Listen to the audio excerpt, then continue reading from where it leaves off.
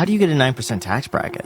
Well, you'd have to have real estate. You'd have to take loans from your own portfolio and use the loans as income as opposed to taking direct distributions and capital gains. Like, there's so many ways the rich game the system. This is actually true. You have to know what you're doing though. So let's go ahead and go to the board so we can go over one example. In this case, we have a multifamily property that we're going to be using as an asset. And the good thing about this asset is that the asset historically appreciates. You want to make sure that the asset produces cash flows. So in this case, you want to make sure that each unit pays you rent every month. And the good thing about rent is that the rent is not subject to self-employed tax, right? So automatically you're having a level of tax planning by having passive money, passive cash flows coming at you that are going to give you a bit of a tax break. What else is important? Tax write-offs. You want to make sure that once you have the asset that's got the value for tax purposes, you're going to take a strategy that's going to allow you to depreciate the asset. So depreciation, what it means is you're going to take the cost of the property and you're going to divide it by useful years for the most part. And it'll give you a value that for tax purposes, you get write-off against your rent. So you're going to take that write-offs against your rent, and therefore you're going to have less money that's going to be subject to tax. Now let's talk about what actually will give you surplus of cash, debt. And how do we do that? Well, we take out loans. So the asset is going to appreciate in value, and the rent will give you cash flow on a monthly basis. You have appreciation and you have cash flows coming in. So you're making money twice. Money into the future, which is the appreciation, and then you have cash flows, which is money